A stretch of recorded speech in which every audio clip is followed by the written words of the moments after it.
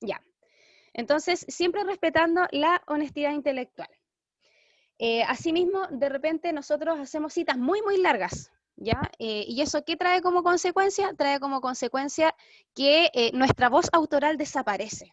Yo les dije que cada vez que incorporan una cita, lo que va a suceder es que nosotros estamos haciendo una invitación a otras voces. Por eso que se llama, por eso que este fenómeno se llama polifonía, ¿ya? Por eso que la intertextualidad se conoce con el nombre de polifonía. ¿Qué significa eso? Que dentro de un Profe, mismo... ¿Sí? ¿Te escucho? una pregunta con respecto a lo que acaba de mencionar. Ajá, Em, si uno hace una cita larga, ajá. igual podría complementarlo con un comentario largo. Sí, de todas maneras. Es que eso tiene que ver precisamente con la finalidad. Gracias, Kini, por la pregunta. Porque efectivamente nosotros no vamos a ver, yo les dije en la clase pasada que cada vez que yo incorporo una cita lo tengo que hacer teniendo un objetivo súper claro. ¿Se acuerdan que dijimos que las citas podían cumplir múltiples objetivos? Podían ser, por ejemplo, para definir un concepto, para profundizar un concepto, para poder respaldar un argumento, para contradebatir.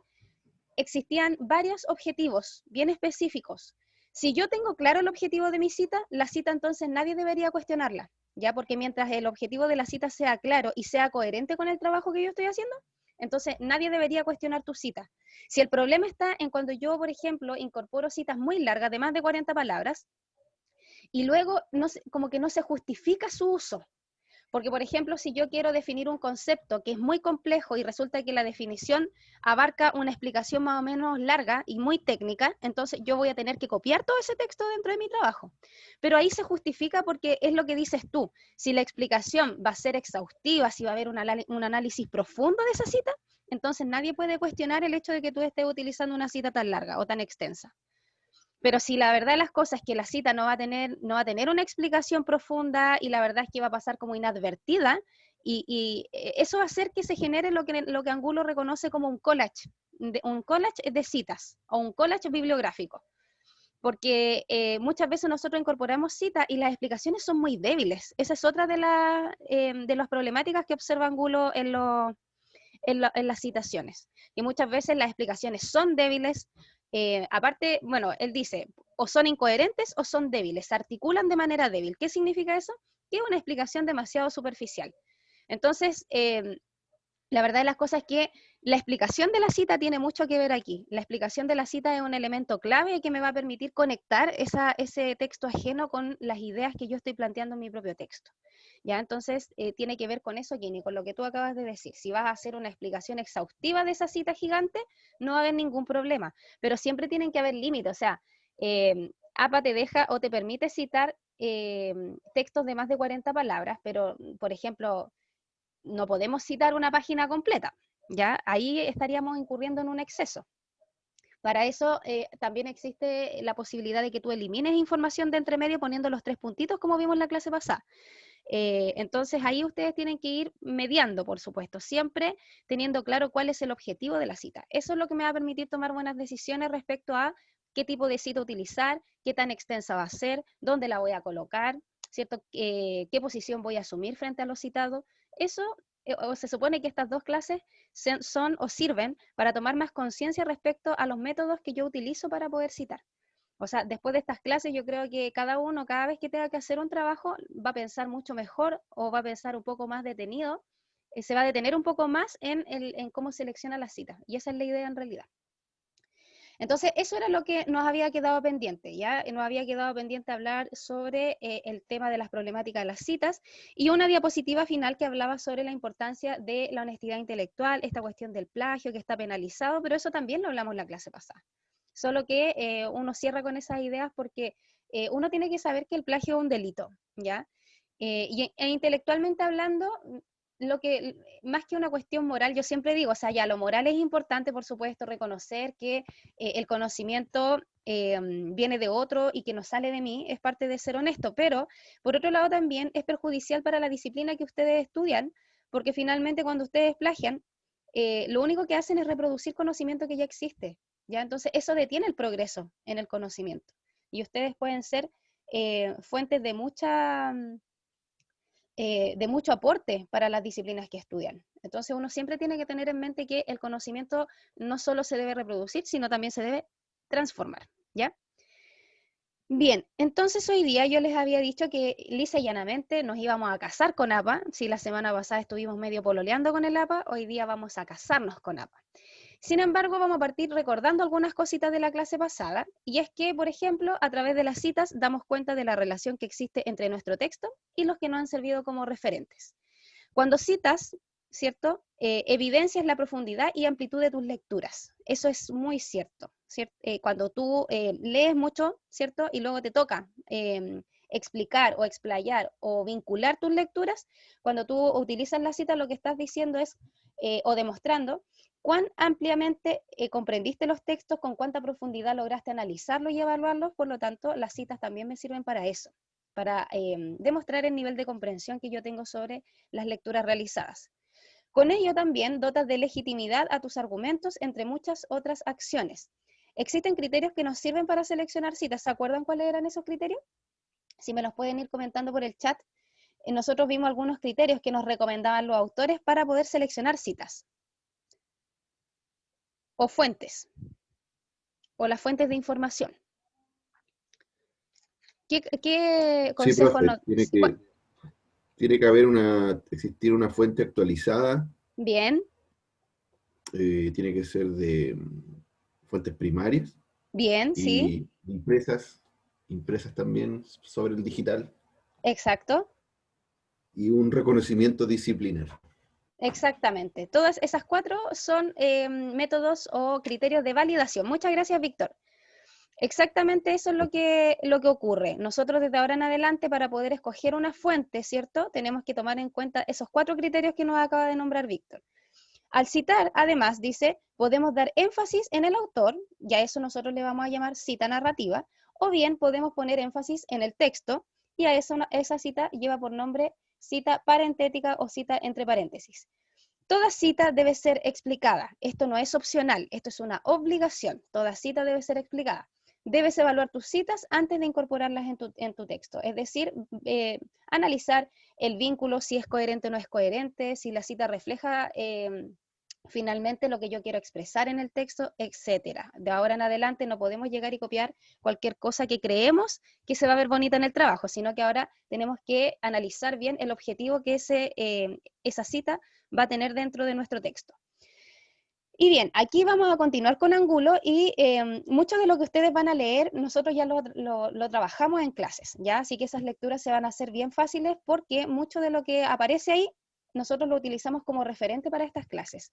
Una de las temáticas que trabaja Angulo es precisamente la réplica versus el transformar conocimiento, que era lo que yo les decía hace un rato atrás, que nosotros no podemos ser solamente meros replicadores de información, sino que también debemos aspirar a transformar el conocimiento que nos sirve de referente. Entonces aquí tenemos dos ejemplos de cita. Cuando una cita va a reflejar una réplica y cuando una cita en realidad refleja una transformación del conocimiento. Si nos vamos al primer ejemplo, que dice, como podemos constatar en la investigación de Foucault 2001, no existe civilización sin locura. Ahí solamente se recupera información de otra fuente, ¿cierto? Yo estoy diciendo lo que dice otro y lo estoy citando de manera directa. Sin embargo, si yo a esto le agregara alguna otra idea entre medio, podríamos recién estar hablando de transformar el conocimiento. ¿Cómo yo puedo transformar el conocimiento? Generando unos vínculos más profundos, generar mayor vinculación entre las ideas. Veamos el siguiente ejemplo. Dice, como podemos constatar en la investigación de Foucault 2001, la noción de locura forma parte integral de la razón, dado que no existe civilización sin locura. Si ustedes se fijan, aquí hay una amplitud de la idea. Hay una idea que el autor plantea como propia y que luego va a respaldar con la cita de Foucault. Entonces, verdaderamente, en lo que uno se tiene que fijar siempre antes de incorporar una cita es cuántas ideas estoy vinculando antes de la incorporación de esa cita. Si no hay mucha incorporación de ideas o si en realidad no hay incorporación de ideas, entonces lo que yo estoy haciendo es solamente recuperar y replicar información. Pero si yo estoy planteando ideas propias y luego esas ideas propias las estoy complementando con referentes, eso es o da cuenta de que ustedes efectivamente están fomentando la transformación de conocimiento, ¿ya? Y eso es muy Profe, importante. Sí, dígame, me profe, devuelvo. y cuando el autor, en este caso uno, toma posición, sería específico o lo ideal un punto seguido y ahí decir la opinión? ¿Cuando te haces parte de la formulación del autor? Es que si tú estás formulando una cita o estás formulando una idea que concuerda con la idea que plantea la cita, tú eso lo vas a dejar patente en el verbo dicendi que ocupes. Pero ese verbo dicendi tiene que ser coherente con una idea previa. O sea, por ejemplo, lo que tú me dices, pues yo primero tengo que marcar una postura. Tengo que marcar una postura clara y luego el verbo dicendi entonces tiene que demostrar si yo voy a estar de acuerdo o voy a estar en desacuerdo con ese autor. Entonces, eso es parte súper importante porque muchas veces nosotros, y sobre todo en nuestros primeros años de universidad, lo que nosotros hacemos más que transformar el conocimiento, lo que nosotros hacemos es replicar el conocimiento. Ya, eso no es que esté mal. ¿Ya? ¿Por qué? Porque uno como persona novata, ¿cierto? O neófita en términos de investigación, no tiene por qué saber cómo hacer todo, ¿cierto? Pero ahora que existe, por ejemplo, este ramo donde uno reflexiona efectivamente cómo escribe, uno trata de tomar conciencia ya desde el año 1 de carrera de cómo yo debería, o a dónde debería aspirar, cuál es mi norte, esto es como una brújula en el fondo, es como una invitación a pensar si efectivamente cada vez que yo ejecuto un trabajo estoy generando ciertos aportes, aun cuando esos aportes de pronto son semillitas simplemente, sí, tampoco vamos a descubrir la pólvora, pero sí tenemos que generar ciertos aportes, y siempre la visión crítica genera esos aportes, porque la argumentación es la base para la transformación del conocimiento. Las grandes teorías surgen de opiniones, surgen de inquietudes que tienen los autores, que tienen los teóricos, que tienen los investigadores. Si no existieran inquietudes, si no existieran posturas personales, créanme que la ciencia en todas sus dimensiones, ya sean las ciencias sociales, la humanista o ya las ciencias duras, no tendríamos avance alguno. Entonces es súper necesario que ustedes asuman una postura. Así que muy buena tu pregunta, Juan Pablo. Estas tareas, créanme que me hubiese encantado poder hacerlas, pero no las vamos a hacer por dos razones. Primero, porque esto está pensado precisamente en los ejercicios que uno hace en la clase habitual, en presencial.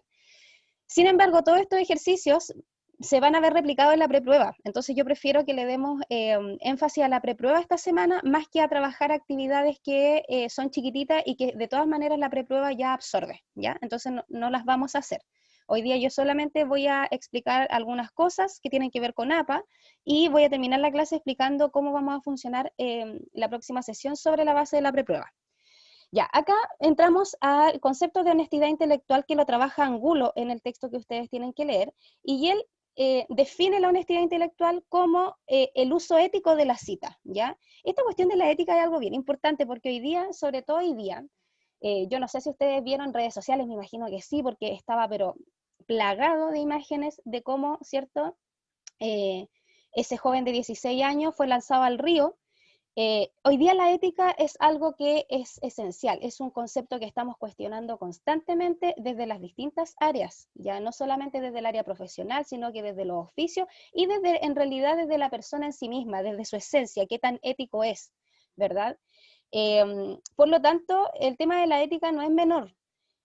Para Angulo, el tema de la ética es importante porque cuando yo cito, ¿verdad? Lo que estoy haciendo es dar reconocimiento a las fuentes, es decir, oye, mira, yo tengo mis propias ideas, pero estas ideas son sustentadas e impulsadas por un montón de personas que, al igual que yo, tuvieron inquietudes, ¿ya? Entonces, es el reconocimiento criterioso de las fuentes que yo utilizo. Por lo tanto, ¿verdad? Cuando yo cito, o sea, cuando yo ocupo información y no la cito, yo lo que estoy haciendo es incurrir en un plagio, que es el acto, como dice acá, de presentar las palabras, ideas o imágenes de otro como si fueran mías, ¿cierto? Con ese acto lo que yo estoy haciendo es negar a los autores o creadores de ese conocimiento y, por supuesto, el crédito que se les debe por haber generado ese conocimiento. ¿Qué pasa también? Que existe el autoplagio. Y eso pasa en la universidad, también pasa harto, porque de repente uno, porque no administra bien el tiempo, o porque lisa y llanamente está muy cansado, de repente el mismo trabajo lo presentamos en varios ramos, o en 2 ramos. Eso también se considera falta de honestidad intelectual, porque en el fondo estamos haciendo la presentación, ¿cierto?, de un trabajo que ya habíamos, qué sé yo, creado bajo otro contexto, y lo estamos presentando en distintos contextos. Eso se llama autoplagio, que es cuando yo me copio a mí mismo y utilizo esto como, que me han dicho muchas veces, eso se llama economía, profesora. No, no es economía, eso se llama autoplagio. Y eso también altera la honestidad intelectual. Entonces, ustedes tienen que tratar de aprovechar todas las instancias evaluativas para poder desarrollar conocimiento, independiente de que muchas veces estemos contra el tiempo o creamos. Muchas veces también como que nuestra mente nos traiciona y nos lleva a pensar de que no somos capaces de crear conocimiento nuevo. Y la verdad de las cosas es que no es así. De hecho, no sé si ustedes se han dado cuenta, pero las últimas revoluciones sociales están siendo impulsadas por jóvenes menores de edad incluso. Así es que en realidad en la mente de los jóvenes, en la mente de las personas incluso que se consideran inexpertas, pueden salir grandes ideas, ¿ya?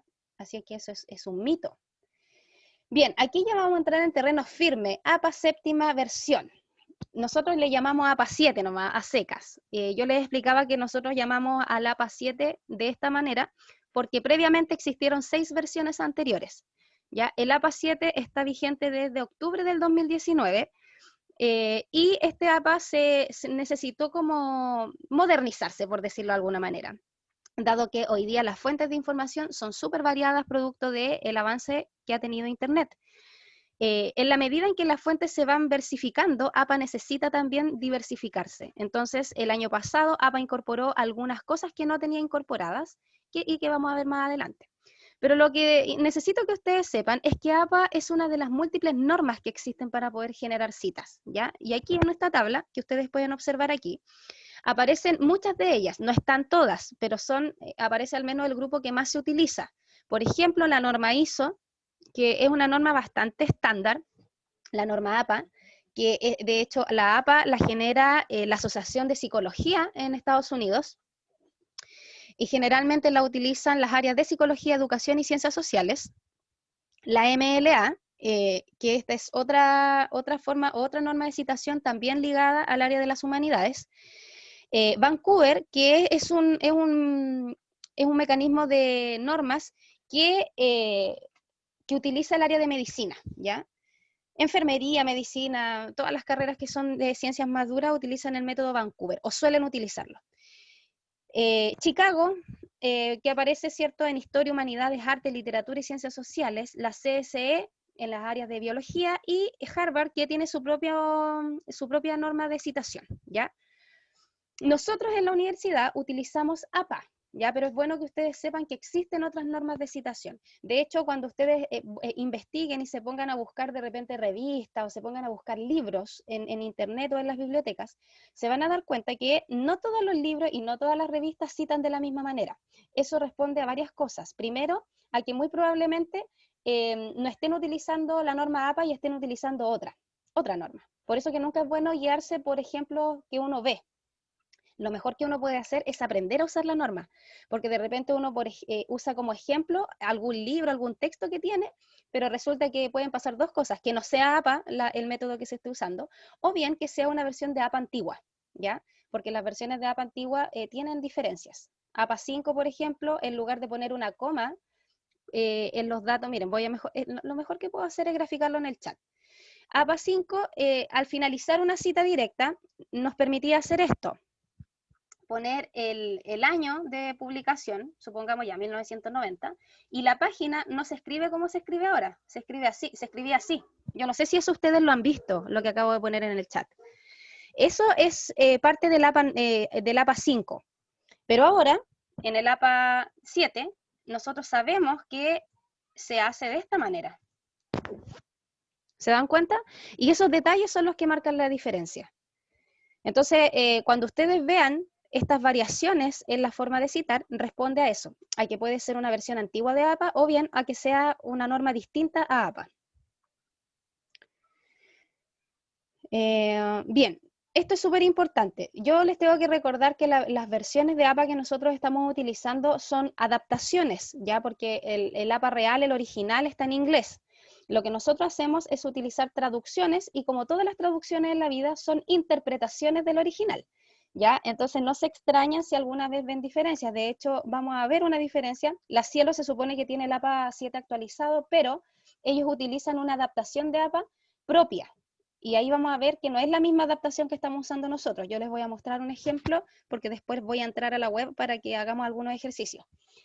Entonces, recuerda que al igual que la escritura, la citación es situada. Significa que tus citas deben responder al contexto específico en el que tú estás hablando en el trabajo, ¿ya?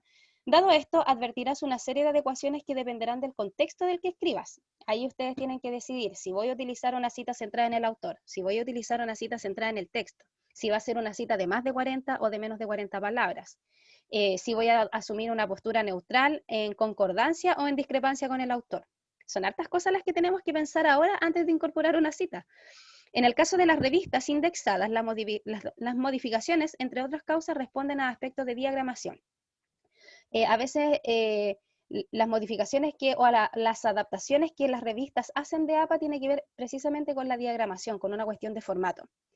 En tus actividades curriculares, dichas modificaciones encuentran fundamento en sus objetivos de aprendizaje. Hay muchos profesores, por ejemplo, que van a alterar la norma APA porque sienten que la modificación que hacen es más cómoda para ellos. Así es que yo siempre he dicho que cuando en los ramos uno siempre tiene que hacer lo que ve, ¿cierto? Donde fueres, haz lo que vieres. Yo no sé si han escuchado ese dicho, pero si el profesor les dice que el título va en negrita, ustedes tienen que poner el título en negrita. Si el profesor les dice que pongan cita al pie de página, tienen que poner la cita al pie de página. Aun cuando APA no recomienda la cita a pie de página, ¿ya? La información a pie de página, APA la tiene súper, hiper, mega normada. Bueno, esto ya se los dije, ¿cierto? En octubre del 2019 se hace vigente esta versión. Respecto a su versión anterior, ¿qué es lo que incorpora como elementos nuevos? Por ejemplo, fuentes que antes no tenía normadas, como por ejemplo los podcasts, las publicaciones en redes sociales. En el APA 6 no existía la manera de citar un tweet, por ejemplo. Y hoy día hay muchos estudios, sobre todo en el área de la sociología, sobre el impacto de las redes sociales. Entonces, no existía una forma normada de poder citar un tweet o un mensaje de Facebook o un posteo de Instagram. Eso no existía. Ahora, en esta versión sí existe. Los videos de YouTube, ¿cierto? Además se explica el uso de emojis y de hashtags que se pusieron muy de moda en este último tiempo. En la sexta edición de APA solamente era válida o se podía utilizar, recomendada por la APA, la fuente de letra Times New Roman o Arial en tamaño 12. Ahora la séptima edición abrió un poquito más este espectro de tipos de letra y añadió Calibri tamaño 11, Arial 11, Lucida Sans 10 y Georgia 11 como fuentes también permitidas. Lo otro interesante es que incorporó el lenguaje inclusivo, ya dada, digamos, el auge que ha tenido la investigación de la inclusividad, ya sea en el área de género, ¿cierto?, de identidad racial, de orientación sexual, de discapacidad. Entonces, en ese sentido también generó una apertura en el lenguaje.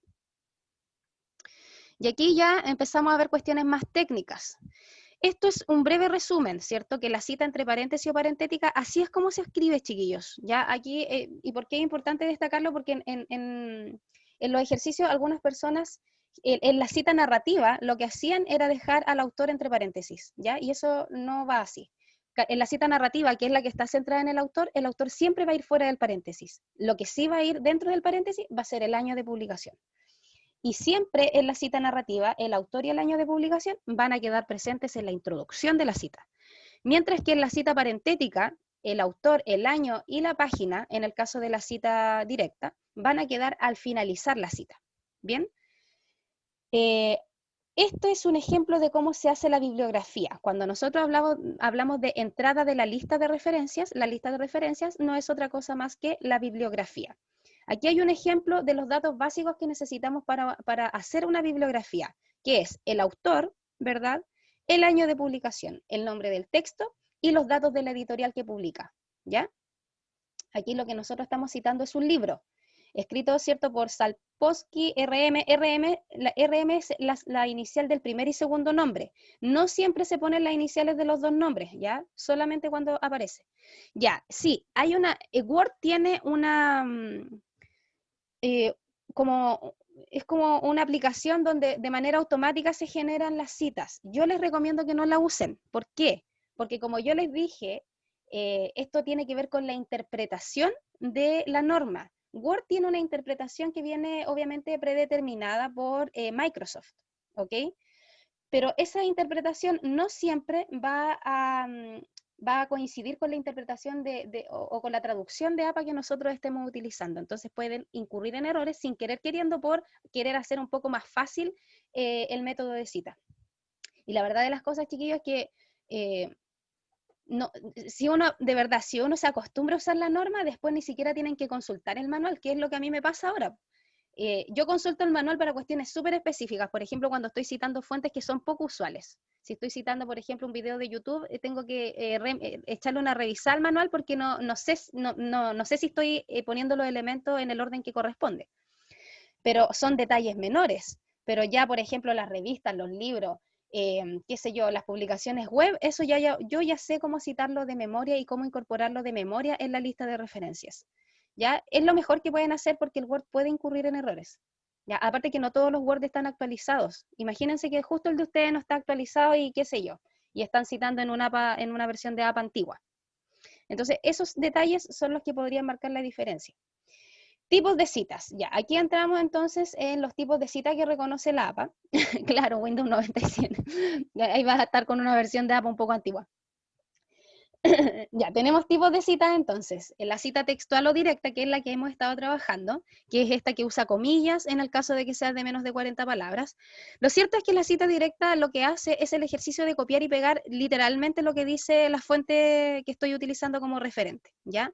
¿Cuándo yo puedo utilizar una cita textual? Cuando quieras reproducir definiciones exactas, cuando el autor haya dicho algo muy memorable, ¿cierto? Estas típicas frases célebres que se ven súper bonitas en los trabajos, o bien cuando desees apegarte fielmente a la redacción exacta de ese texto, ¿ya? Porque tú sientes que en realidad esa idea refleja muy, muy bien lo que tú quieres manifestar dentro de tu trabajo.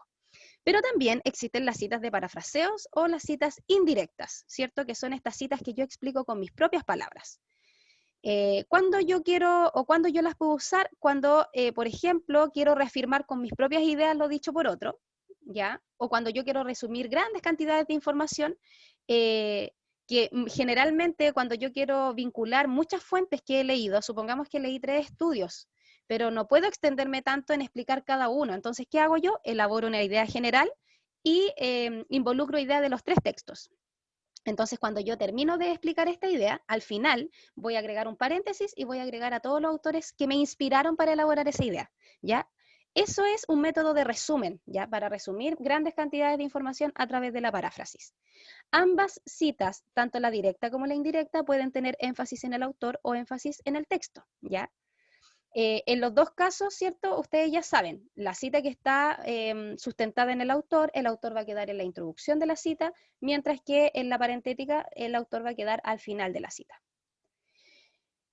Aquí vamos a hacer una distinción, los tipos de citas según la cantidad de palabras que tienen, porque si la cita tiene menos de 40, no se va a escribir de la misma forma de una cita que tiene más de 40 palabras. Las citas de menos de 40 se escriben dentro del mismo párrafo de la introducción de la cita. Ya, yo voy a mostrar ejemplos porque obviamente esta teoría o esta parte descriptiva no se va a entender muy bien si no lo veo. Pero lo cierto es que se escriben dentro del mismo párrafo de la introducción, siempre van entre comillas, ¿ya? Nunca van en cursiva a no ser que ustedes quieran destacar una idea dentro de la cita y eso sí puede ir en cursiva. Y siempre va a ir un punto después de los datos en caso de que se termine el párrafo, ¿ya? En la cita de más de 40 palabras, en cambio, lo citado, aquello que yo estoy copiando directamente del texto, no va a ir dentro del mismo párrafo de la introducción de la cita, sino que va a ir en un párrafo aparte, ¿ya? No se usa comilla en una cita de más de 40, tampoco se usa cursiva, a no ser que ustedes quieran destacar una palabra o una idea dentro de esa cita. Y siempre esta cita va a ir con una sangría de 1.5 centímetros de margen izquierdo, es decir, que no va a quedar alineada ya con el resto del texto, sino que va a quedar corrido 1.5 centímetros más a la derecha, ¿ya? Entonces el margen izquierdo es el que yo tengo que correr hacia la derecha. Eso se hace utilizando la regla de Word. No sé si ustedes se han fijado que Word tiene una regla arriba donde aparecen unos numeritos y una rayita. Bueno, ahí ustedes pueden calcular con exactitud el 1,5 centímetros que necesitan correr hacia la derecha el texto. No va con puntuación después de los datos porque se supone que una cita de más de 40 no va a tener continuidad, la idea de ustedes no van a tener continuidad directa dentro del mismo párrafo, sino que van a tener que hacer la explicación de la cita en un párrafo distinto. En ambos casos se incluye el número de página en los datos al final de la cita, ¿ya? Porque estos son citas directas. Y aquí tenemos el ejemplo. Un ejemplo de una cita de menos de 40 palabras, que si ustedes se fijan, dice en la escritura académica, citar no se reduce a copiar y pegar. Angulo 2013 sostiene que, y aquí aparece la cita, trasciende una mera reproducción de otros textos o de su interpretación literal. Entonces, si ustedes se fijan, la cita aparece pegadita o justo después de la introducción, no se escribe en un párrafo aparte.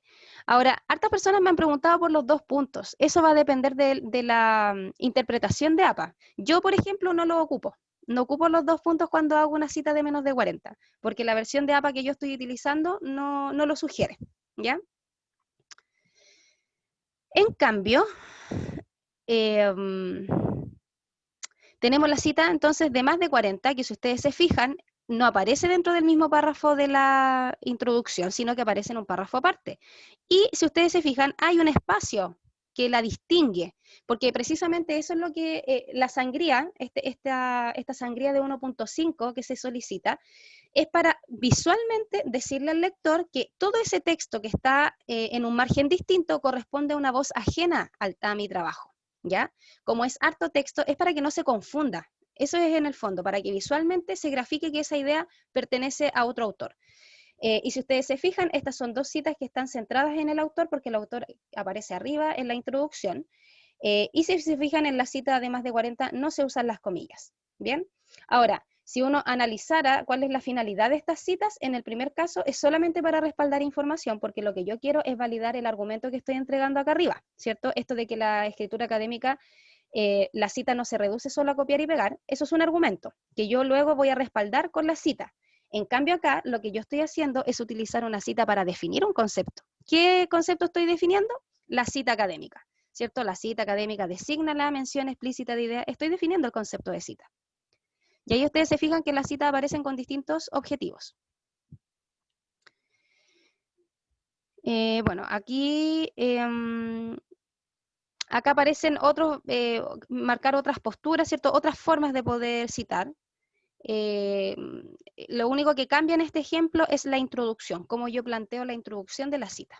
Ya aquí, de hecho, están centradas, si ustedes se fijan, ni siquiera están centradas en el autor. Estas son citas parentéticas, que eres el mismo texto de arriba, pero aquí el foco no está puesto en el autor, sino que está puesto en el texto. Y si ustedes se fijan, el autor entonces aparece relegado al final de la cita. ¿Ya? Ahí tenemos el ejemplo de cita parentética. Y vamos a la cita de parafraseo, ¿ya? Las teorías dicen que el parafraseo es un ejercicio cognitivo que implica mayor dificultad que una cita directa, ¿ya? Porque en la cita directa yo lo único que hago es evaluar si la idea de otro me sirve o no me sirve y lo copio de manera directa en mi trabajo. Sin embargo, en la cita de parafraseo, lo que yo tengo que hacer es explicar con mis palabras lo dicho por otro. Eso significa que yo voy a tener que elaborar en mi cabeza, ¿cierto? O reestructurar las ideas dentro de mi cabeza antes de poder expresarlas, ¿ya? Eso implica, obviamente, un esfuerzo mucho mayor. Por eso que las citas de parafraseo están súper bien valoradas dentro de los trabajos. Aquí vamos a ver 2 ejemplos de parafraseo. Una que está subrayada, ¿cierto?, que tiene la finalidad de profundizar en el texto, pero yo también les voy a mostrar una cita de parafraseo dentro de este mismo texto que tiene la finalidad de resumir información. Voy a dar lectura al texto. Dice, el concepto de intertextualidad, según Pedemonte 2009, lo introdujo la lingüista Julia Kristeva en 1967 en su artículo Bakhtin, la palabra, el diálogo y la novela. Dicho concepto se entiende como el conjunto de relaciones que acercan un texto determinado a otros textos con los que se lo vincula de manera explícita o implícita. Delgado 1968, González García 2012, Luzón 1997. ¿Qué pasó aquí? Aquí lo que hace el autor de este texto o autora es resumir información, ¿ya? Resumir en una sola idea lo dicho por varios autores. Es decir, dicho concepto se entiende como el conjunto. La definición que este autor entrega sobre intertextualidad lo hace sobre la base de lo dicho por Delgado, por González García y por Luzón.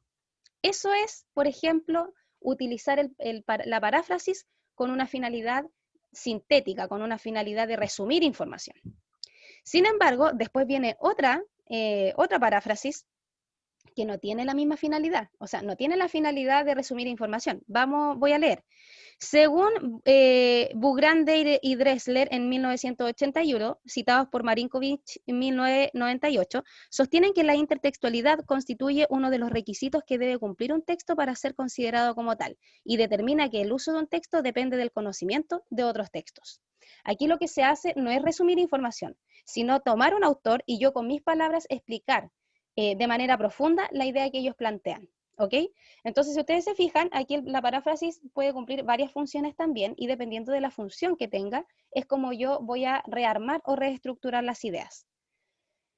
Entonces, en definitiva, y para ir cerrando, ¿cierto?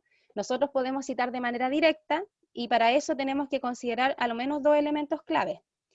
¿Dónde va a estar puesta la importancia? Si en el autor o en el texto, y si la cita tiene más o menos de 40 palabras, porque eso va a determinar cómo aparecen los datos dentro de la cita. En el caso de la paráfrasis puede cumplir varias funciones, ¿ya? Una de las funciones más usuales es sintetizar información y profundizar información.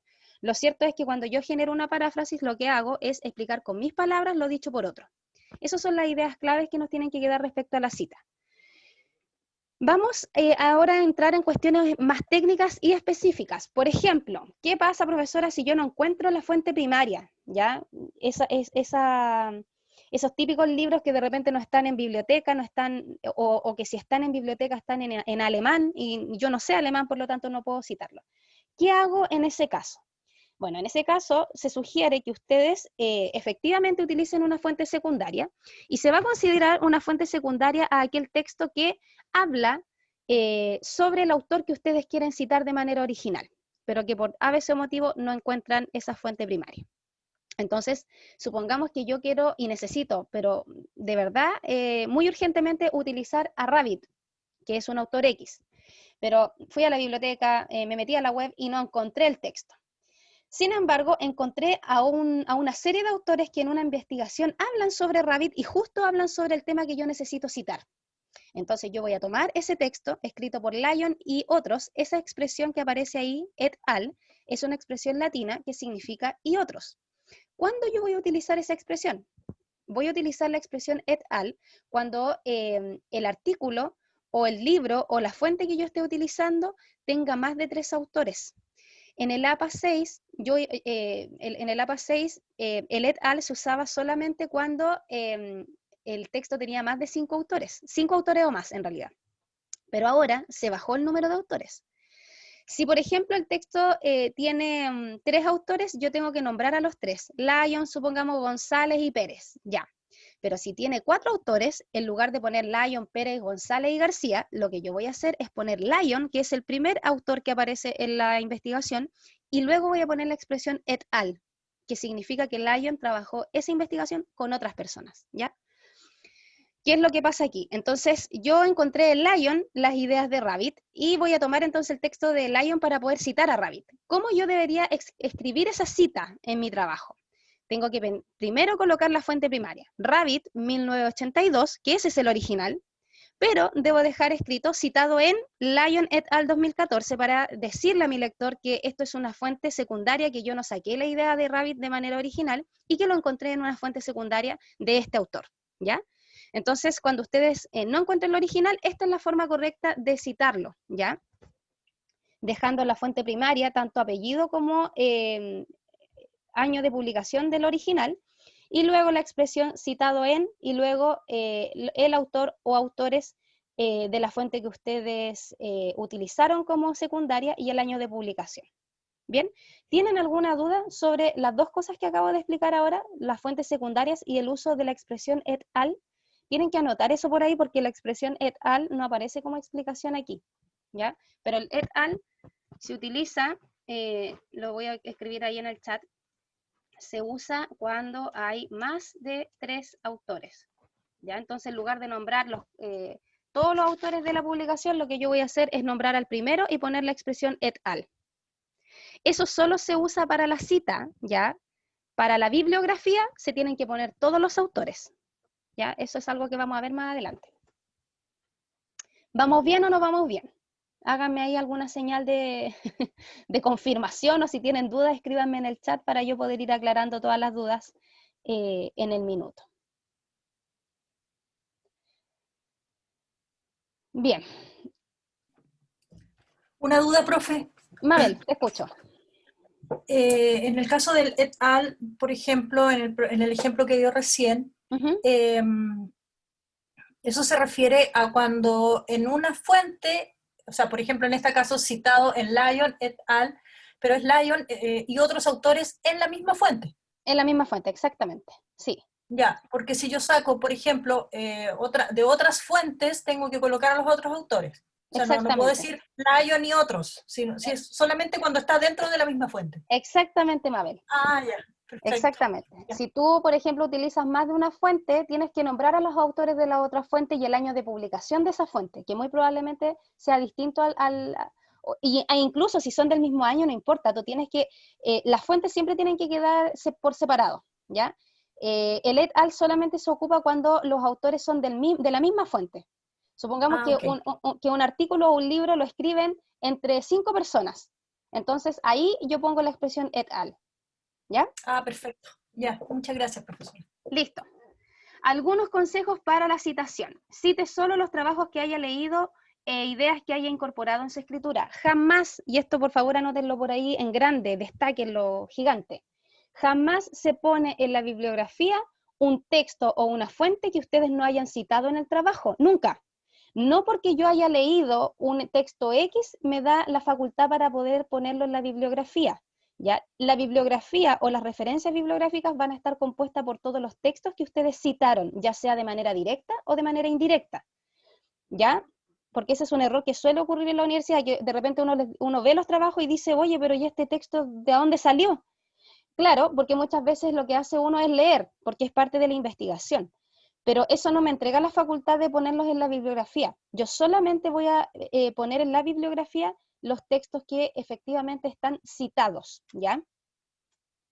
La cantidad de fuentes que ustedes citan en su trabajo va a depender del propósito que tengan. No hay como un número establecido por cantidad de páginas, sino que eso va a depender del objetivo. Para la mayoría de los trabajos, cite una o dos de las fuentes más representativas para cada punto clave. Es decir, por ejemplo, si ustedes van a hablar de aprendizaje significativo, no pueden dejar de citar a Ausubel, por ejemplo. Siempre hay autores que son como clave en ciertas ideas, ¿ya? Eso siempre se va a ver bien. Yo les dije la semana pasada, uno siempre debe tener un caballito de batalla, que son estos típicos teóricos icónicos que siempre le dan peso a nuestros trabajos. ¿Qué dice aquí? Ya, priorice el uso de citas por parafraseo porque permite ajustar el material al contexto de su texto y estilo de escritura. Por otro lado, yo les dije, la cita de parafraseo está súper bien como considerada dentro de los trabajos porque obviamente es un ejercicio mucho más desafiante generar un parafraseo que generar una cita directa, ¿ya? Entonces, uno debería tratar de dar más importancia al uso de citas por parafraseo que a las citas directas. Recordar que la paráfrasis es una herramienta metacognitiva, dado que permite reflexionar acerca de los procesos de aprendizaje del lector, ¿ya? Por eso que está muy bien valorada, porque para parafrasear uno tiene que pensar mucho, reflexionar mucho antes de generar la idea. Ya, estos ejercicios dijimos que no los vamos a hacer porque están incorporados en la preprueba. ¿Cómo incorporo las referencias bibliográficas? En el fondo, aquí el título debería ser ¿cómo se hace la bibliografía de un trabajo? ¿Ya? En palabras sencillas, ¿cómo hacer la bibliografía? Primero, la bibliografía nosotros tenemos que saber que es un listado con la información completa de las fuentes citadas en mi texto, ¿ya? Si yo, por ejemplo, cité a Lyon et al, en la bibliografía debería aparecer el nombre completo de la fuente. Lyon, qué otros autores participaron con Lyon, el año de publicación, cómo diablos se llamaba el texto, de dónde o quién publicó ese texto, ¿ok? Esos son los elementos que contienen la bibliografía. Enumera cada obra citada en orden alfabético, ¿ya? Las citas siempre se van a hacer en orden alfabético. Eso quiere decir que si cité un autor que tenía apellido Araya, entonces Araya debería aparecer primero que Lyon, ¿ya? Debemos seguir orden alfabético. Y debemos utilizar la sangría francesa, ¿qué diablos es la sangría francesa? Es una sangría súper especial, yo no sé si la conocen. ¿Alguien conoce la sangría francesa? Si me pueden ahí contestar por el chat, y si no la conocen también díganme, para que vean que todos los días se aprende algo nuevo. La sangría francesa es una sangría súper especial que consiste en mover solo algunas líneas del párrafo hacia 1 centímetro hacia la derecha, ¿ya? Entonces, la primera línea va a quedar ajustada, mientras que las líneas de abajo, desde la segunda hasta la última que implique la referencia, va a quedar 1 centímetro hacia la derecha. Eso se hace utilizando la regla del Word. Para las personas que no sepan hacerlo, yo voy a grabar un video chiquitito este fin de semana y se los voy a mandar, porque la verdad es que no representa ninguna dificultad, solamente hay que saber usar el Word. Así es que yo les voy a mandar el video explicando cómo se hace. No me voy a demorar más de 1 minuto. ¿Para qué me sirve una bibliografía? Me sirve para localizar las fuentes que están citadas en el trabajo, para cerciorarse de la veracidad de la información, es decir, que la información que está citada no sea inventada, ¿cierto? O no sea de una fuente poco fidedigna, y obviamente para complementar el conocimiento de mi lector. Supongamos que a mí como lector me quedó gustando uno de los temas que ustedes trabajaron, entonces si yo quiero investigar o profundizar ese tema, me voy a la fuente directa. Entonces yo busco la bibliografía, que es típico de cuando uno investiga, ¿cierto? De repente uno investiga, lee un trabajo y me doy cuenta que este trabajo no me sirve mucho. ¿Qué hago yo? Me voy a la bibliografía que utiliza ese autor para ver si hay algún texto que por el puro nombre me tinque que me puede servir. Entonces la bibliografía entrega datos súper importantes. ¿Cuáles son los elementos básicos de una bibliografía? Yo ya lo había dicho: el autor, la fecha, el título de la publicación y la fuente, que es finalmente de dónde, quién publica, ¿cierto? Y dependiendo del tipo de fuente, vamos a tener distintas formas de escribirlas, ¿no? Por ejemplo, ¿cómo yo voy a incorporar en la bibliografía un libro? ¿Ya? El libro se referencia así como aparece acá. Primero va el apellido del autor, luego la inicial del nombre, seguida de un puntito, ¿ya? Cada punto y cada coma, cada cursiva utilizada aquí es como ustedes tienen que traducirlo después en la escritura de la fuente, ¿ya? Se escribe el apellido, una coma, la inicial del nombre, un punto, el año de publicación, el título y la editorial. Entonces, si yo tuviese que esto traducirlo en un ejemplo concreto, y lo único triste sí que a mí en el chat de Zoom no me deja hacer las cursivas, es lo único que no se va a poder ver real, pero si yo tuviese que citar un libro, esto sería, o sea, si yo tuviese que referenciar un libro sería así, lo voy a anotar en el chat. Supongamos que mi autor se llama Luis Pérez, ¿ya? Y que publicó algo en el año 2014, y que el libro se llama Educación Inclusiva. Y supongamos que la editorial Paidós publicó este texto. Ya, ahí el único detalle del ejemplo que acabo de mandar por el chat es que el título del libro debería estar en cursiva, pero como el chat no me permite hacerlo, no lo hice. Sin embargo, así es como yo debería ordenar la información. Profesora, ¿y qué pasa si el libro no lo tengo de manera física y lo descargué de internet o lo saqué del Google Books, donde hay un montón de texto, el Google Academic, donde publican un montón de libros de manera digital? Lo que ustedes tienen que incorporar a esto que acabo de escribir es, después del editorial, después del punto del editorial, ustedes tienen que copiar el link completo, ¿ya? Entonces tienen que ir a la barrita, ¿cierto? Acá, a esta barrita. Ustedes tienen que apretar el control C y copian el enlace absolutamente completo en el trabajo, después del punto del editorial. Profe, Dígame. dos cosas. ¿La editorial es necesario poner editorial Paidós o Paidós? Paidós, a secas. A no ser que, por ejemplo, dentro del nombre del editorial esté la palabra editorial entre medio, como por ejemplo, qué sé yo, Sociedad de Escritores Editorial. Hay editoriales que ponen dentro del mismo nombre la palabra editorial y ahí uno no la puede, tú no puedes omitirla, ¿ya? Pero en este caso, por ejemplo, se pone solamente Paidós. Vale, ¿Sí? y la otra es el tema, uno va aprendiendo también porque con el tema de la actualización de la APA es un tema. Sí. Entonces, el tema de las de una página, uno está, no sé si estoy equivocado porque uno va replicando también las cosas que usted ha mencionado, el recuperado en... Desapareció en el APA 7.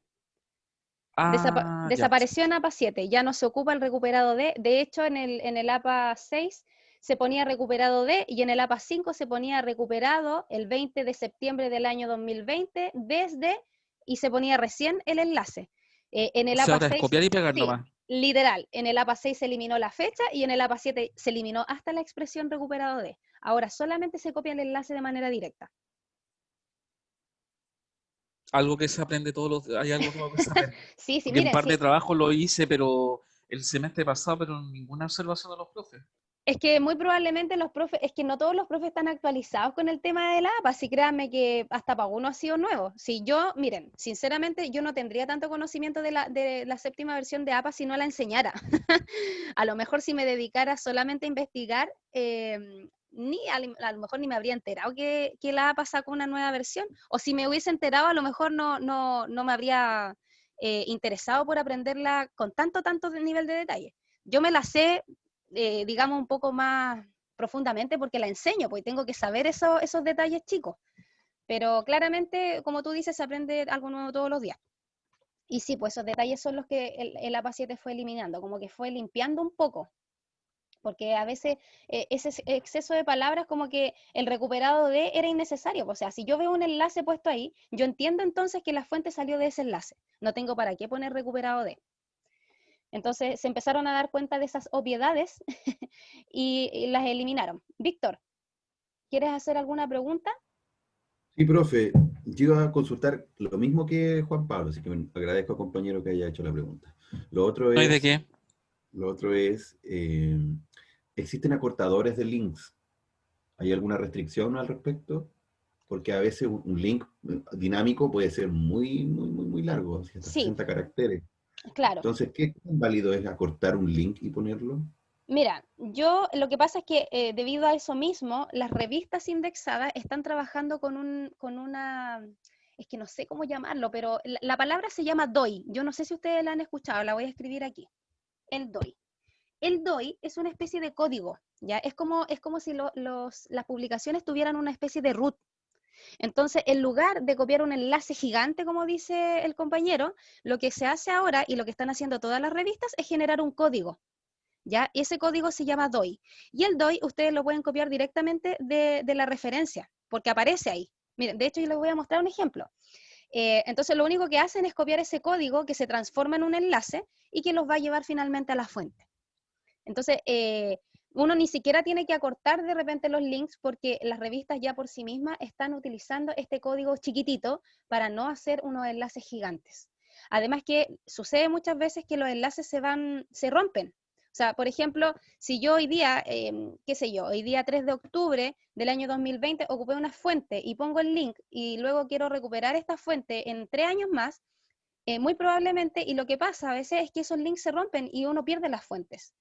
Entonces, crearon el DOI precisamente para que sea perdurable, que este código se mantenga en el tiempo y no tengan ustedes después que estar rebuscándoselas cuando se rompen estos links.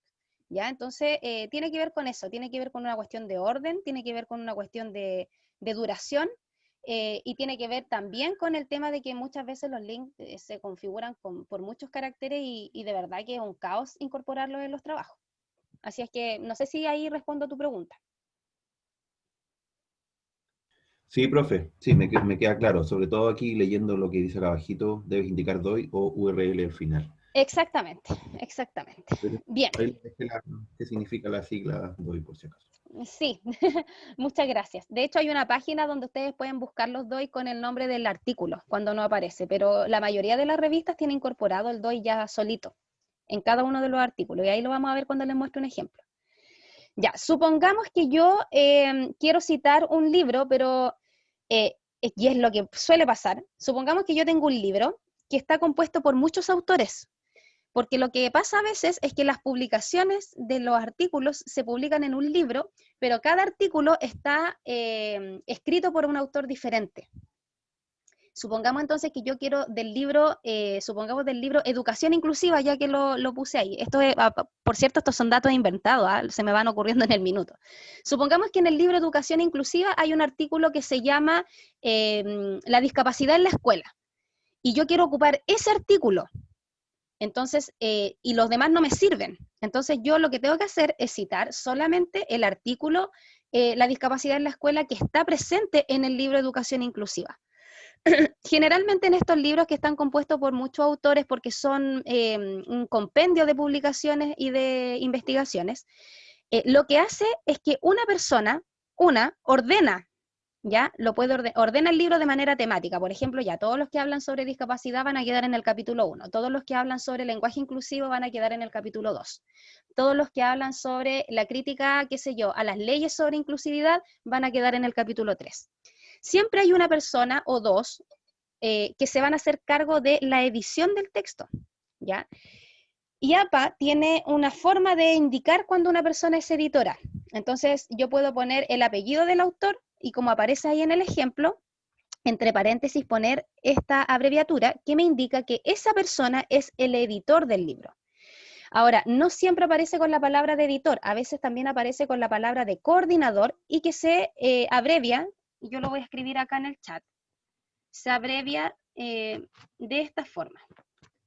Entonces, en lugar de poner que es el editor, también puedo indicar que esa persona o esas personas cumplen el rol de coordinadores. Eso va a suceder habitualmente, ¿ya? De hecho, ustedes si quieren pesquisar libros donde aparecen muchos artículos de autores diferentes, se van a dar cuenta que siempre hay una persona o dos que edita, que está encargado de ordenar el libro, ¿cierto? De tomar los artículos y ordenarlos de una manera lógica para que el libro se presente de una manera más estructurada. Entonces, cuando eso pasa, yo puedo citar lo siguiente, puedo hacer la cita solamente del artículo o capítulo del libro que a mí me sirve. Voy por entonces indicando cómo se hace. Supongamos que el artículo La discapacidad en la escuela la escribieron dos personas, ¿ya? La escribió ya, González, supongamos que se llama Juan González, y María García. Y ellos escribieron esto o lo publicaron en el año, supongamos que el artículo, ellos lo publicaron en el año 2013 y el artículo se llama La discapacidad, estoy escribiendo horrible, discapacidad en la escuela, ya. Entonces dice acá el APA que ustedes el título del capítulo o del artículo específico que ustedes ocupan del libro se escribe normal, no va en cursiva, ¿ya? Sino que se escribe todo derechito. Luego tienen que poner el nombre del editor o del coordinador del libro, ¿ya? Supongamos que el coordinador es Pérez, porque vamos a utilizar el mismo ejemplo anterior, Luis Pérez. Y Luis Pérez es el editor del libro, entonces yo tengo que dejar escrito ahí que él es el editor, vamos a agregar una coma y vamos a poner el título del libro. Y el título del libro es lo que va en cursiva, que a mí no me deja hacerlo acá, pero que ustedes saben que esto debería ir en cursiva. Y entre paréntesis vamos a poner las páginas en las que aparece ese capítulo o esa sección del libro que es la que yo estoy citando, ¿ya? Supongamos que este capítulo o este apartado está entre la página 23 y la 45. Ya.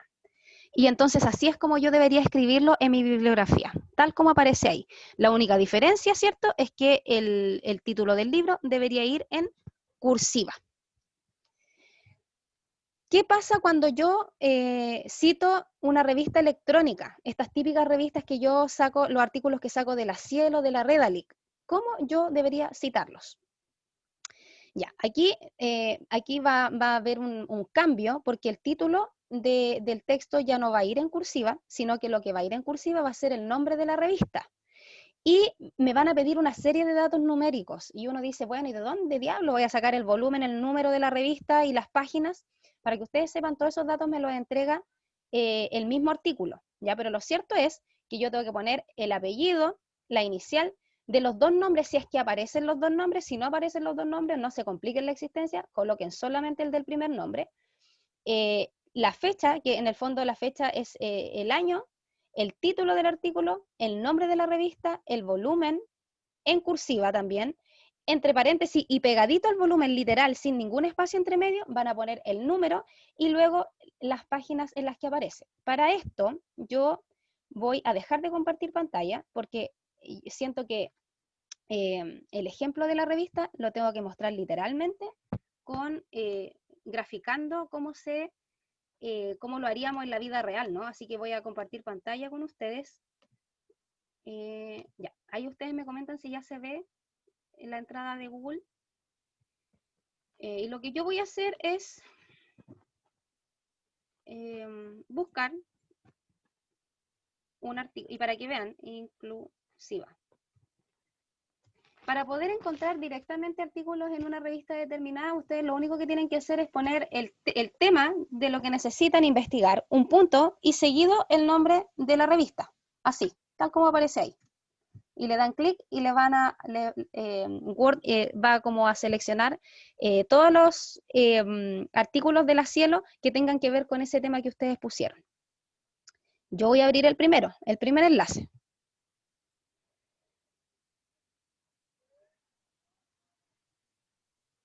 Ya, igual hay que perdonar a un poquito internet porque está un poquito lento. Ayer me funcionó más rápido esta parte. Bueno, pero si ustedes se dan cuenta, ahí ya están, la Cielo está abriendo el documento, y aquí ya estamos en el documento en sí mismo. Quiero mostrarle varias cosas, ya, para que vayamos aprendiendo un poquito cómo utilizar aquí algunas fuentes digitales. Si yo me fijo, acá hay una barra donde me tira hartas alternativas, ¿cierto? Me deja descargar el texto en PDF, me deja abrir el artículo en XML, me deja ir directamente a las referencias del artículo, es decir, si yo aprieto ahí, lo que va a pasar es que se me va a abrir toda la bibliografía del artículo que estoy visitando.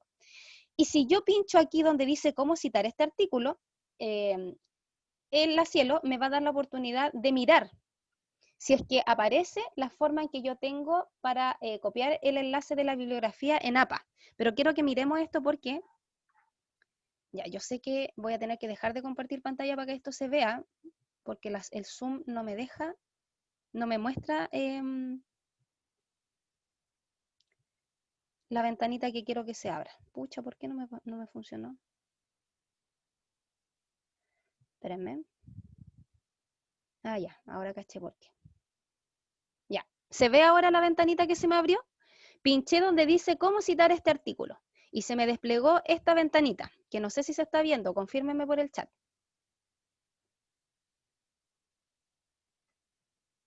Bien, esta ventanita lo que hace es que la Cielo incorpora desde ya, como que lo da hecho, de qué manera nosotros podríamos incorporar este artículo en la bibliografía según los distintos formatos de citación, las normas de citación. Por ejemplo, aquí me tiró la norma ISO.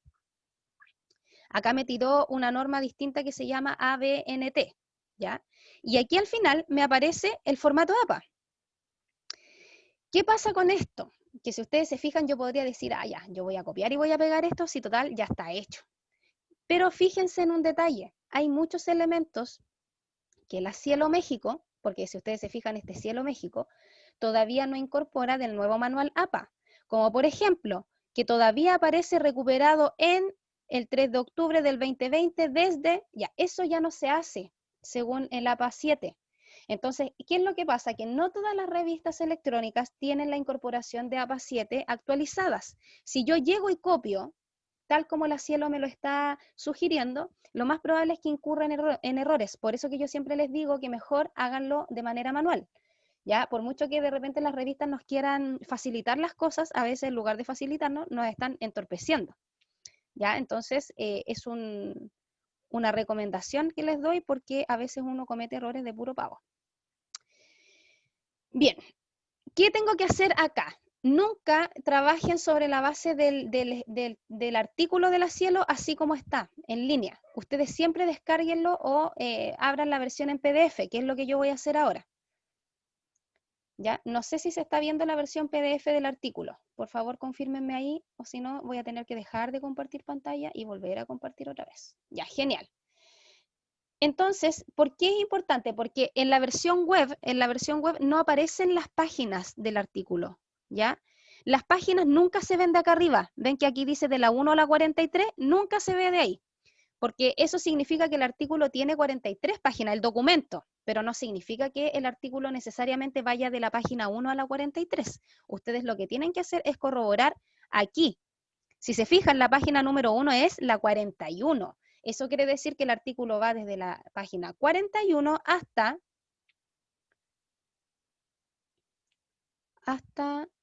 vamos a tener que irnos a la última página para saber, hasta la 83. ¿Se entiende? Esa es una de las indicaciones que tenía que darles. Entonces, vamos a ver cómo diablos se tendría que citar un artículo como este. El APA dice entonces que tengo que poner el apellido, ¿cierto? Y ojalá las iniciales de los 2 nombres de los autores. Voy a copiar en el chat cómo debería ser. Entonces es Juárez, porque es el primer autor que aparece, JM, coma, con Bonnie, coma, Sonia, y aquí si ustedes se fijan ya no aparece el segundo nombre. ¿Qué pasa aquí cuando aparece el segundo nombre de un autor y de los otros autores no aparece el segundo nombre? Lo recomendable es que entonces dejemos a todos los autores con la inicial del primer nombre solamente, ¿vale? Y luego tenemos a Feli Garnique. Garnique Feli. Vamos a poner la F ahí. ¿Cuándo se publicó este texto? Este texto se publicó acá aparece, entre enero y abril del 2010, por lo tanto el año de publicación es 2010. ¿Cómo se llama el texto? De la educación especial a la educación inclusiva. Entonces esto lo tengo que escribir, de la educación especial a la educación inclusiva. Se supone que en cursiva debería ir el nombre de la revista. Aquí yo no lo voy a poder hacer porque no me permite hacer la cursiva, pero ustedes saben que ese elemento, tanto el nombre de la revista como el volumen, deberían ir en cursiva. ¿Cómo se llama la revista? La revista, aparece el nombre acá abajo, se llama Nueva Época. Así que copio entonces Nueva Época, que debería ir en cursiva. El número, que si ustedes se fijan también aparece acá abajo, aparece el volumen, que es el 23, y ahí dice año 23, pero en realidad es el volumen del año, ¿cierto? Es el volumen 23,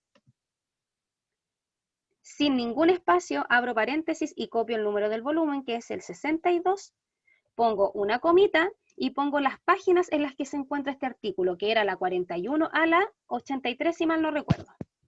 Ya, ahí les mando en el chat les acabo de mandar cómo se debería referenciar este artículo, ¿cierto? Nueva Época es lo único que debería ir en cursiva en este caso. Entonces, el desafío es el siguiente. Voy a volver atrás al buscador de Google, voy a abrir otro artículo, cualquiera, voy a abrir el segundo enlace, y ustedes en el chat me van a escribir, miren, si se fijan, no sé si se fijan acá, que aquí está el DOI. Ahí aparece, es un enlace súper corto. ¿Y cómo me doy cuenta que es DOI? Porque dentro del mismo enlace aparece la palabra DOI. ¿Ven? Y el enlace es cortito. Bien, yo ahora voy a abrir otro artículo, entonces ustedes en el chat me van a indicar cómo debería referenciarse este documento que acabo de proyectar. Voy a agrandar un poquito más porque claramente no se ve. Ya, ahí está. Ahí están todos los datos que ustedes necesitan. Cuando las revistas son impresas, se hace tal cual el ejercicio como yo lo hice. Cuando las revistas ustedes las encuentran de manera digital, una vez que incorporan los números de página, ponen el punto y adivinen qué tienen que hacer. Copiar el enlace completo al finalizar el punto, el último punto después del número de página. Entonces ustedes copian y pegan el DOI, en este caso es DOI porque ahí aparece, se copia este mismo enlace que aparece aquí, y ustedes quedarían listos para publicar esa referencia digital, y así también al lector le queda claro que esa revista que ustedes utilizaron, ese artículo de revista, es un artículo que yo puedo ubicar en la web con facilidad. Así que vayan ustedes indicándome en el chat cómo se debería referenciar esto según APA. Pueden tomar como modelo el ejemplo que les dejé, para que se acuerden cómo se disponen todos los elementos dentro del ejercicio. Pero es importante que vayan ejercitando entonces esta parte. Les voy a dar un minutito para que puedan hacer el ejercicio.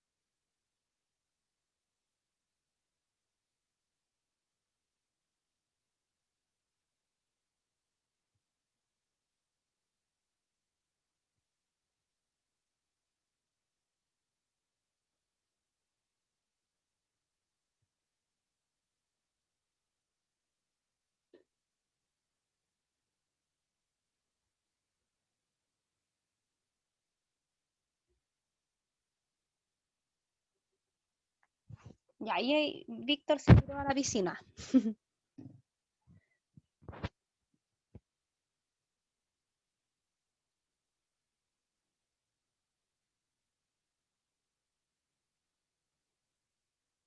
Sí, te faltó el DOI, pero no importa, se entiende. Ahí podrías haber puesto el link, ¿cierto? Solamente la palabra link, sabiendo que ahí se copia el DOI, porque era un poquito largo poder escribirlo completo. ¿Qué error te puedo corregir desde ya, Víctor? Que los autores, si son dos, tú después, en lugar de la coma, cuando separas a Cynthia Duc, en lugar de la coma deberías haber puesto I Murillo F, ¿ya?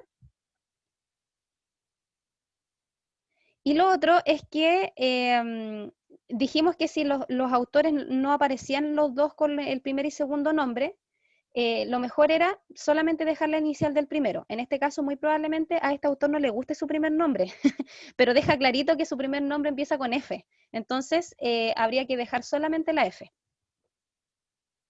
Pero bueno, si se fijan, así es como uno debería ir ejecutando. Sí, esto es nada más que práctica, ¿ya? Una vez que uno ya incorpora la norma, esto pasa igual que con la escritura, cuando uno incorpora la norma de ciertas cuestiones ortográficas, uno después ya la hace por inercia.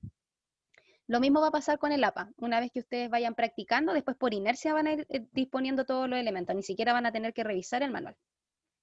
Pero bien, súper bien ahí el ejercicio. Vamos a continuar con la presentación, que ya nos queda poquito. Esta. Ya, vimos entonces los artículos, los libros, capítulos de libro, que era muy importante hacerlo. Acá, el número de autores. Aunque ustedes no lo crean, de verdad, hay estudios que están escritos por más de 20 autores, ¿ya?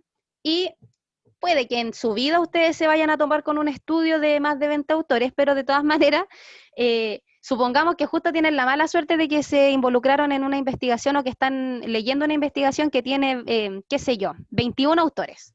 Entonces, por esas casualidades, mejor les vamos a dejar dicho cómo se hace o cómo se debería dejar escrito en la bibliografía.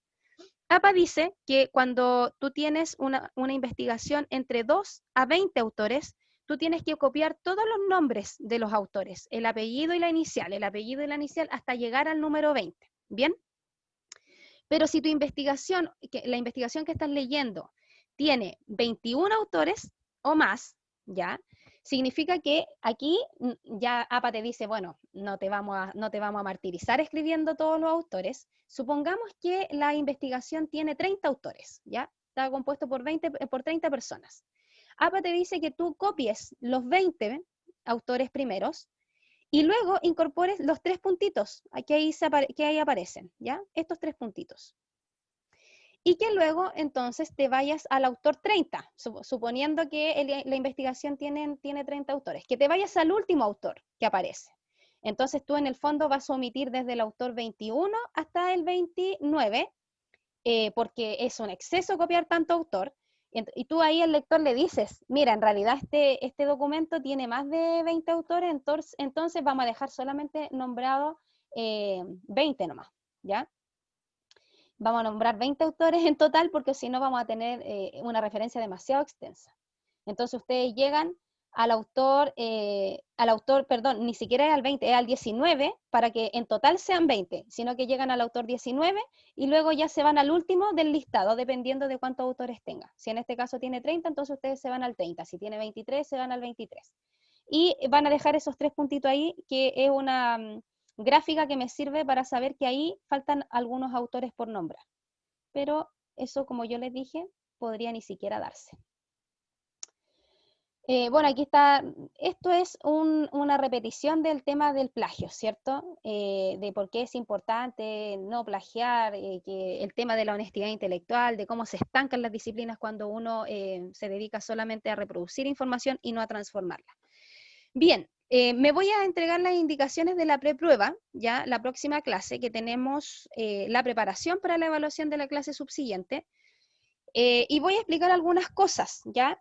Para la preprueba ustedes tienen que leer el texto, el de Navarro que aparece ahí, Navarro, la cita bibliográfica, el de Angulo, que dice la cita en la escritura académica. Esos 2 textos ya están en aula virtual. De hecho, si ustedes se meten al aula virtual, en la carpeta donde dice recursos, se van a desplegar 4 archivos, ¿ya? Que son estos 2 que aparecen acá, más el manual, la guía del manual APA, que nosotros estamos utilizando, la traducción de la Universidad Central de Colombia, que para nuestros juicios es como bien amable el manual traducido. Y además aparece otro texto, no me acuerdo si de Angulo o de Navarro, me parece que de Navarro, que es complementario. Ese no es necesario que lo lean, pero si ustedes quieren profundizar y tienen el tiempo de hacerlo, pueden leerlo. El que es obligatorio es la cita bibliográfica de Navarro y la cita en la escritura académica de Angulo. ¿Bien? Con esos 2 textos, lo que vamos a hacer es la preprueba. Esos 2 textos más las 2 clases que tuvimos la semana pasada y hoy día. En el formato, perdón, en el aula virtual está el formato de la preprueba, ya está afuerita en un documento solito. Dice formato o descarga la preprueba acá, me parece, y es el documento en Word.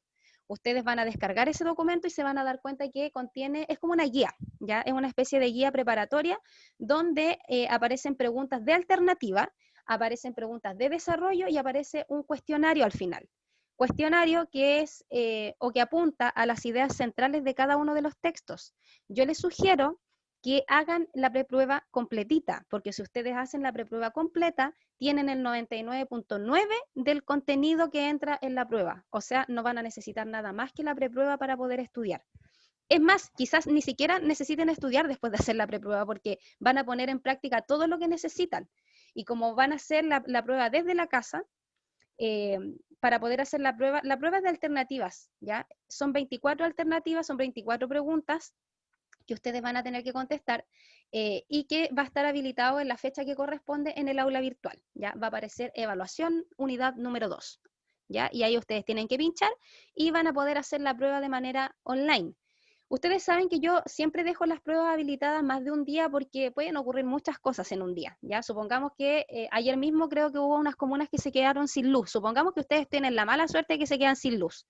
Entonces voy a dejar la prueba habilitada el día sábado 17 y el día domingo 18, hasta las 23:59 del domingo. O sea, van a tener 2 días para poder realizar la prueba. Además, a eso se le suma que van a tener 2 intentos, ¿ya?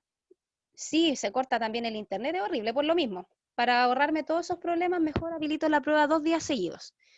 Entonces, lo otro beneficioso es que van a tener 2 intentos. Supongamos que ustedes en el primer intento, pucha, no les fue muy bien porque se pusieron nerviosos o porque tomaron la mala decisión de hacer la prueba y no estudiar antes, ¿ya? Supongamos que ustedes tomaron muchas malas decisiones en el camino, no hicieron la preprueba, no entraron a la clase donde vamos a revisar la preprueba, que es la otra, y además se confiaron y dijeron, ya, así total con los PPT, puedo responder la prueba, cosa que suele suceder. Entonces, si tomaron todas esas malas decisiones, muy probablemente en la prueba les vaya mal. Y eso lo van a saber de manera inmediata, ¿ya? Porque la prueba, cada intento tiene una duración de 90 minutos, es decir, ustedes van a tener 1 hora y media para poder desarrollar cada uno de los intentos, que son 2. Supongamos que en el primer intento me fue horrible. Entonces yo, ya, me saqué, supongamos, un 3.5 en el primer intento y tomo conciencia y digo, no, ¿sabes qué? Mejor voy a estudiar, me voy a preparar. Voy a hacerle caso a la profe y voy a hacer la preprueba completa antes de dar el segundo intento. Eso ustedes lo pueden hacer, ¿ya? Entonces ustedes pueden estudiar y obviamente antes de que se cumpla el plazo de cierre de la prueba, ustedes pueden ingresar nuevamente a la plataforma y darla de nuevo. Porque para nosotros, de verdad, chiquillos, que no es importante el tema de la nota, nosotros sabemos que tenemos que poner notas porque es nuestro sistema de calificación, pero para nosotros es importante que ustedes aprendan. Entonces, aun cuando se saquen un 6 en el primer intento, a no ser que no tengan nada de tiempo, hagan el segundo, porque no van a perder nada. A nosotros lo que nos interesa es que ustedes tengan claro algunas cuestiones técnicas de APA. Lo que vimos hoy día es lo que más se ocupa de la norma, cómo citar un libro, cómo citar un artículo web de internet, cómo incorporar uno o más autores, cuándo se utiliza la expresión et al, cómo se deberían incorporar las citas. Eso es lo que más nosotros ocupamos del manual APA, ¿ya? Entonces, y si tienen que incorporar alguna otra fuente, supongamos un video de YouTube o qué sé yo, un artículo web, una noticia, por otros trabajos que tengan en otros ramos, nosotros les dejamos a disposición un manual súper sencillo donde te explican con perita y manzanas cómo disponer los elementos de ese tipo de fuentes. Así es que queda como todo ese material a disposición. Y entonces lo recomendable, en lugar de hacer estas tareas chicas que teníamos aquí en este PPT, yo prefiero que ustedes pongan todas sus energías en hacer la preprueba, porque la preprueba engloba todo lo de las clases 1 y 2 de la segunda unidad. La primera parte es ejercicios tipo alternativa, que son preguntas muy en el estilo en las que van a aparecer en la prueba. Yo de verdad les sugiero que hagan ese ejercicio porque en la prueba ustedes van a ver que el estilo de pregunta es muy parecido al que aparece ahí en la preprueba, ¿ya? Ejercicios tales como que aparece una cita y te preguntan, según el manual APA, ¿qué errores tiene? Entonces tú tienes que identificar cuáles son los errores y luego marcar la alternativa que tú consideres correcta, ¿ya? Ese tipo de ejercicios están contenidos en la preprueba. Son poquitos, pero es para que ustedes se hagan una idea de cómo va a ser el tipo de pregunta. Luego viene un segundo ítem donde tienen que poner en práctica el método ICE, ¿cierto? Esto de estar de la cita centrada en el autor, de cómo hacer una introducción de la cita, qué del verbo dicendi, qué no sé qué, ¿cierto? Todo eso son algunos ejercicios prácticos.